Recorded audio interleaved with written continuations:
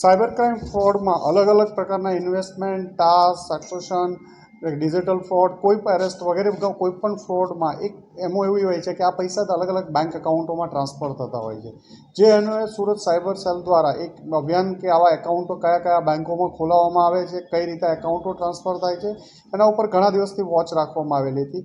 ગઈકાલે Surat cyber crime cell દ્વારા એક સાથે 3 ટીમને અંદાજિત 6 માણસોને કેનેરા બેંક સરથાણા ખાતેથી પકડવામાં આવ્યા છે. જેમાં જેઓના નામ જોઈએ તો રાજ રયાણી, વિજય ઓડ, મહેશ ભડિયાદરા, ચંદ્રેશ કાકડિયા, હાર્દિક દેસાઈ અને ચેન્નઈનો એક થન્નીગલ થેરુગનમ જે સેલમ ચેન્નઈનો છે. આ 6 લોકોની ધરપકડ કેનેરા બેંક સરથાણા ખાતેથી કરવામાં આવી હતી. આ લોકો પાસેથી જે વસ્તુઓ કબજે કરવામાં આવી એમાં 9 મોબાઈલ મળી છે, એક ટેબ્લેટ મળ્યું છે, કેનેરા બેંકની બેંક એકાઉન્ટ નવું ખોલાવ્યું એવી 16 કીટ મળી છે, અલગ અલગ બેંકોના 19 ડેબિટ કાર્ડ મળેલા છે, 78 સિમ કાર્ડ મળ્યા છે, HDFCની એક ચેકબુક છે, HDFCની પાસબુક છે, કેનેરા બેંકની ઓપનિંગ ફોર્મ છે, પાન કાર્ડ છે.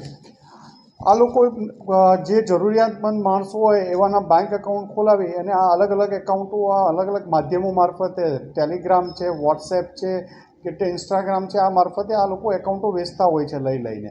અને આ એકાઉન્ટોનો સાયબર ક્રાઇમના અલગ અલગ જગ્યાએ ફ્રોડ થતો હોય છે અને મેક્ઝિમમ એકાઉન્ટો આ લોકો ઇન્ડિયા બહાર મોકલી આપતા હોય છે. સાથે એ જ નંબર ઉપર એક પ્રી એક્ટિવેટ સિમ કરાવી દે છે, એ એકાઉન્ટ સાથે એને લિંક કરાવી દે છે.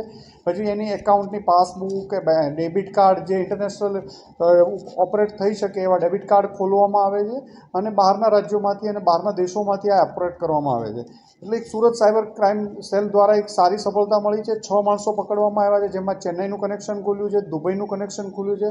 અલગ અલગ 17 જણાના નામ આ તપાસ દરમિયાન ખોલવામાં આવ્યા છે.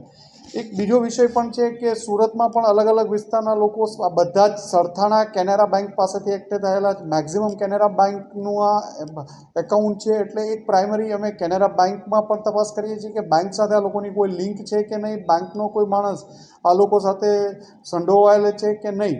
આ ઉપરાંત આ એકાઉન્ટમાં ટ્રાન્ઝેક્શન સાથે કમિશન પણ આ લોકોને મળતું હતું. એટલે માનો કે આ એકાઉન્ટ છે એમાં 1 મહિનો ચાલે છે તો 1 મહિનામાં જે ટ્રાન્ઝેક્શન થાય છે એના ઉપર પણ આ લોકો કમિશન લેતા હતા. એક એકાઉન્ટમાં 10,000થી લઈ 1.5 લાખ રૂપિયા સુધીના પૈસા આ લોકો આરોપીઓ મેળવતા હતા. આમના વિરુદ્ધ ગુનો દાખલ કરી પ્રાથમિક પૂછપરછ ચાલુ છે, રિમાન્ડ મેળવવામાં આવશે અને આમાં વધુ તપાસ કરવામાં આવશે. અલગ અલગ આરોપીઓ અલગ અલગ છે. 3 ગેંગ પકડવામાં આવી હતી. કોઈ 2 વર્ષથી કરતું હતું, કોઈ 6 મહિનાથી કરતું હતું. ચંદ્રેશ કાકડિયા વિરુદ્ધ 6 ગુના દાખલ થયેલા છે, જેમાં 2023માં પણ સાયબર ક્રાઇમના 2 ગુના દાખલ થયેલા છે. એટલે એક અલગ અલગ સાયબર ક્રાઇમની એક આખી ગેંગો અલગ અલગ 3 ગેંગો પકડાયેલી છે.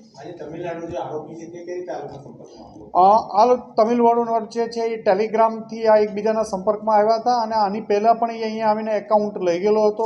તામિલનાડુવાળો જે થન્ની ગયેલ છે એનો બ્રધર અરુણ દુબઈ છે અને દુબઈ, ચેન્નાઈ એક આ લોકોના આપણા લઈ અને સાયબર ફ્રોડના અલગ અલગ જગ્યા એકાઉન્ટોનો ઉપયોગ થતો હતો. એ વેરીફાઈ કરીએ છીએ કે કેટલા એકાઉન્ટોમાંથી આ એકાઉન્ટોમાં પૈસા આવ્યા હશે, ટ્રાન્ઝેક્શન કેટલા થયા છે અને એનો ભોગ ક્યાં ક્યાં બનેલા છે લોકો. સર, એ ચંદ્રેશ કાકડિયા જે છે એની ઉપર 6 ગુના છે, ટોટલ 10 છે. એ પોલીસની ઝડપથી ફરાર હતો. એ પોલીસ અત્યાર સુધી ક્યાં સુધી પહોંચી નહીં. ના, એ અગાઉ પકડાઈ ચૂક્યો છે, વોન્ટેડ ન હતો. ગઈકાલે તપાસ દરમિયાન ફરીથી એના રેડ દરમિયાન મળી આવ્યો છે અને એમના વિરુદ્ધ 6 ગુના દાખલ થયેલા છે.